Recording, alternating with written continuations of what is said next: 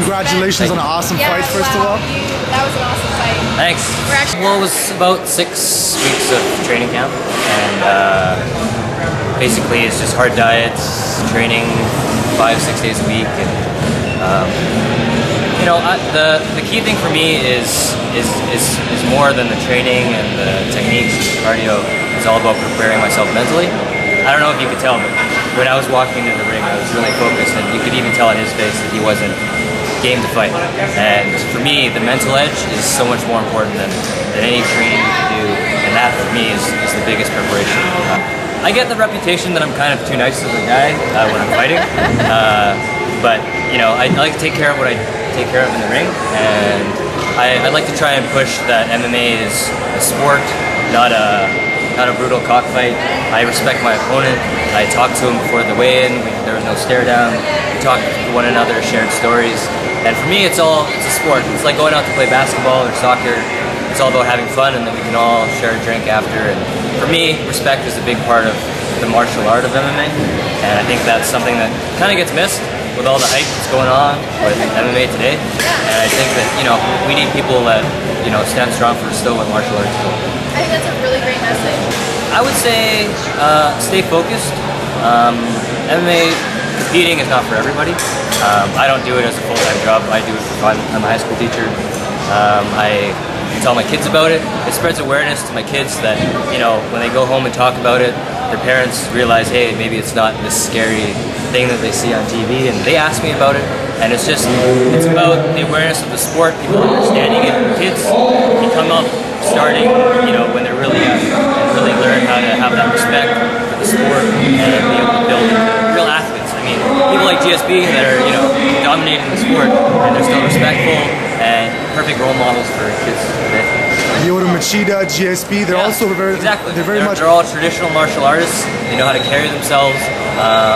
And you know, sometimes they may be perceived as too nice, but they get the job done, and that's why they're champions, right? Now, this might be obvious, but how do you feel about UFC getting Brock Lesnar, James Toney, guys who are known for talking a lot of trash? I think that's also part of the game. That's what puts people into the seats, and that's what people pay money for. I mean, yeah, it's just part of the game. I mean, unfortunately, it's still a money thing, so whatever can draw a good crowd in. And not to take anything away from those athletes, because obviously Brock Lesnar's a world champion. He deserves it, and until somebody can knock him off, he deserves that title. So I think everyone that is fighting and in the ring deserves their props, because, like I tell everybody, 90% of the people in the world would never do it, and it's, you know, a real privilege for me to be able to take part in it. All right. I like to have the tattoos. Oh. Thanks again, man. Yeah, sorry. No, man, it was an awesome fight, dude. We'll go get a drink later. All right. But yeah, when most people see me, they think I'm some kind of hardcore gangster or something.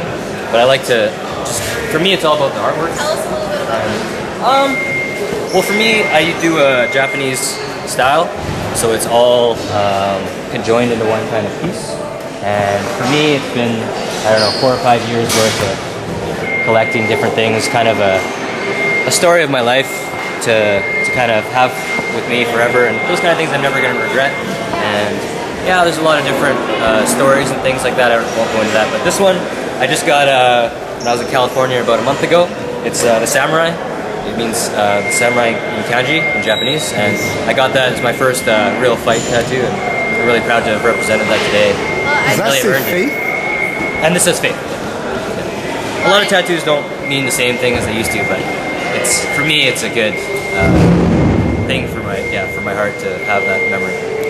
Horizons, because I'm kind of in the smaller weight division, but I would love to fight in Japan or WC eventually, you know, and just not so much to make money doing it, but just to challenge myself, see how far I can take it, and really, expose the sport to more people. Talking about fighting in Japan, everybody... Well, I think there's so many MMA companies now, and it's big in Japan. And especially the lightweights, Bibliano Fernandez, who fights for Revolution, he's their featherweight champion. He's big.